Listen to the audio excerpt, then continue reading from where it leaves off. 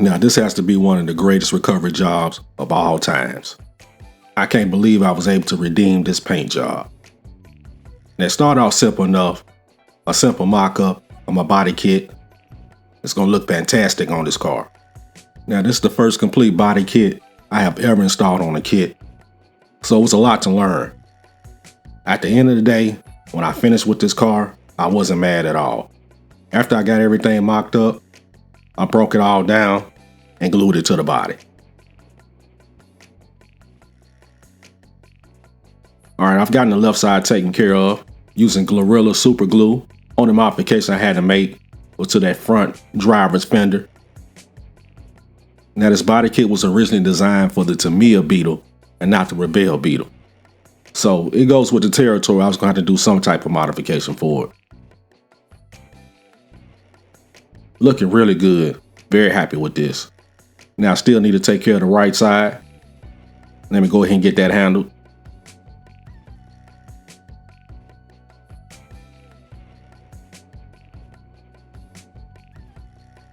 Now I know I've had my gripes about this Gorilla Super Glue due to half the bottle being empty, but when you need a job done right, this is the glue you want.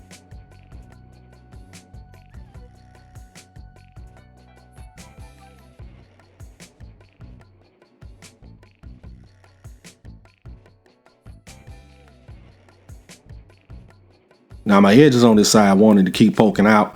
That's why I got them clamped down. Now that the glue is completely dried, I can get a better assessment of what I'm working with here. I see I'm probably gonna have to trim some of the original fenders in here so they won't be showing when you look at this kit from the side. Now these parts are gonna be painted black, and I'm gonna leave them off the body for right now. Now I brought my wet sanding up all the way to 3000 grit from 600 grit.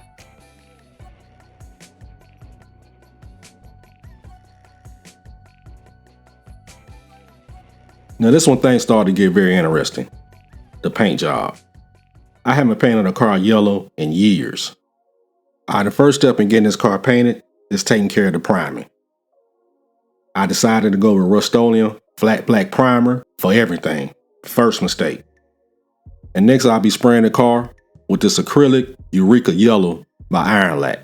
And I decided to decant and use my airbrush instead of coming out the rattle can. And the other parts will be taken care of with matte black. And I'm going to be clear coating with Duplicolor 1K Clear. And this is my resource picture for this build. The OG Bumblebee on the cartoon. Knows that big Autobot sign on his roof. Here goes the priming job. And the reason I chose OG Bumblebee for my reference is because that was the first time I was exposed to Transformers, was the cartoon, in 5th and 6th grade. I must tell you, my mother wanted to choke me every morning trying to push me out the house from watching Transformers.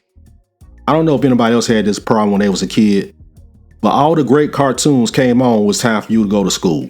It was G.I. Joe first, with Transformers coming on right behind that. And they never let you know what the conclusion was till about 7:29, and I was supposed to be out the house at 7:30. And of course I would stall and drag my feet. And of course my mother be cussing me out, talking about, you gonna get to school late. You better not be late for school one more time. But it was worth the risk. I had to finish my episode of Transformers. Now I ran into my first problem with this paint. I'm gonna get straight to it. It's acrylic. Hey, I'm still learning about this airbrush. Didn't know you're not supposed to cut acrylic paint with lacquer thinner. So this kept clogging up my airbrush and I didn't know why. And that's how it ended up in the stripper the first time. What a disaster, man. What a disaster. Now I finally got my paint stripped and ready to repaint again. But the issue I noticed was the body kit. That stripping was starting to affect that body kit, and I had to keep an eye on that. Now this is my second go around. And guess what, ladies and gentlemen? I didn't realize that I was messing up using that lacquer thinner until the second time. So guess what? I had to strip it again.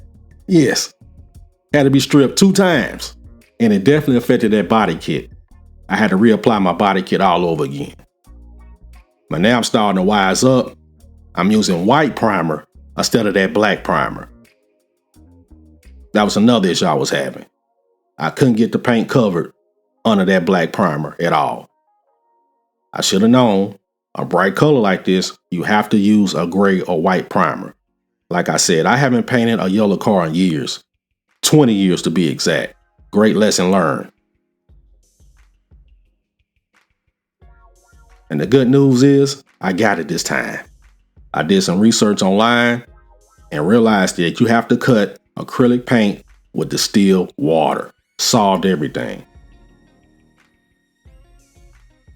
And here's the clear coat. And the clear coat went pretty good. I just had a couple spots I had to address. I didn't clean it good enough before I did the clear coat. Remember to watch that. Clean your body good before you clear coat.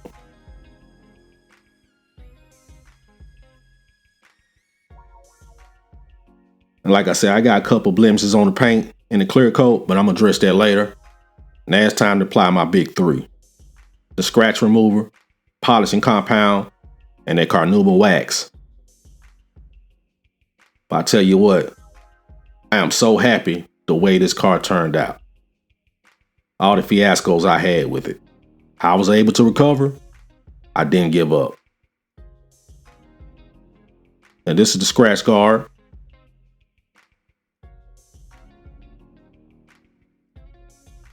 Outstanding job as usual. I can stop right here, but I'm gonna go ahead and do the polishing compound and the wax anyway. Remember, this is Bumblebee. He's a soldier, a warrior. He's supposed to have a couple of dings and bruises here and there. So this car doesn't have to be perfection, but I'm trying to get it close as possible.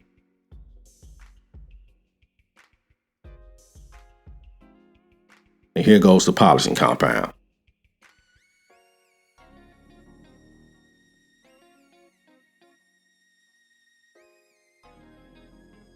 And as you can see, that shine is coming out more and more. It actually passed the bald head test on this one. Now it's time for that wax. And here's the first mock-up after the wax. Those are 19-inch Aoshima Cross 9s. Beautiful set of rims. I painted the interior black. The black parts of the body kit are not glued on, but they're going to look amazing when I finally do put them on the car. I can't believe this car turned out this great after I had to strip it twice. Just goes to show you, never give up.